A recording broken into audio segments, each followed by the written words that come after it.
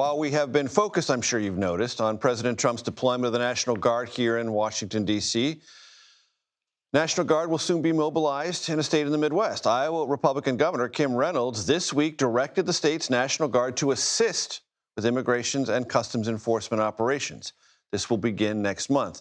The move has won the support of Iowa Republican Senator Joni Ernst. They are not doing the law enforcement functions, but they're providing support to those agencies. I do fully support that, and I support President Trump's initiative to make sure that our country is safer and secure.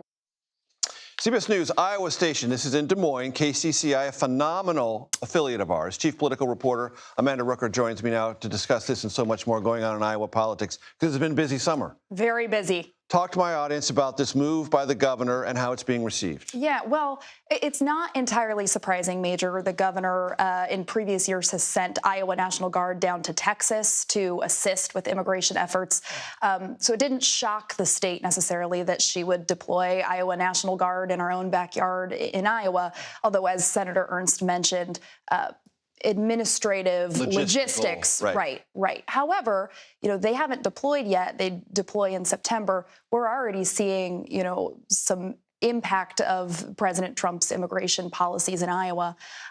So it will be interesting to see if that accelerates with this deployment or not. In my travels in Iowa, I came across those who said, yes, there are immigrants in Iowa, some of them undocumented, but they work in meat processing places, they work in agriculture, and they have incorporated themselves into our communities. And an ambivalence general about a super aggressive crackdown. Has that manifested itself in Iowa?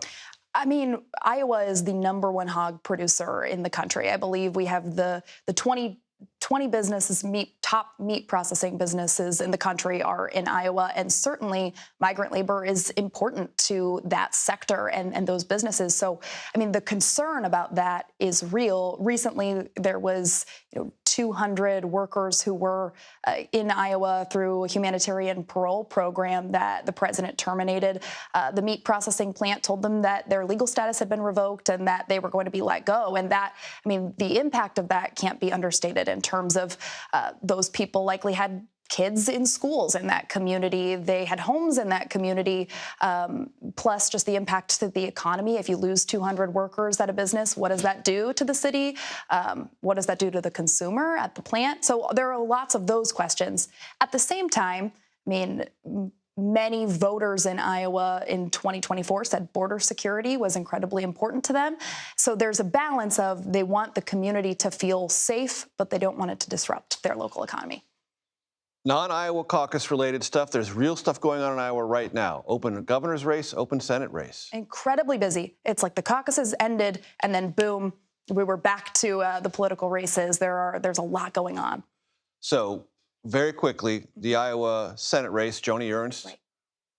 Possibly. She said within less than a month she's going to make an announcement about whether she's going to seek re-election. Right. She has a campaign manager, but she hasn't made an announcement yet. And 5 Democrats have already jumped in. Right. It's weird. I mean, we still have more than a year until the general election, and there are 5 Democrats running. And 5 pretty serious Democrats. Yeah, I mean, you have 3 of them that have legislative experience that are known within the state, within the party. You have Jackie Norris, who was the former chief of staff to Michelle Obama, worked on Barack Obama's caucus campaign.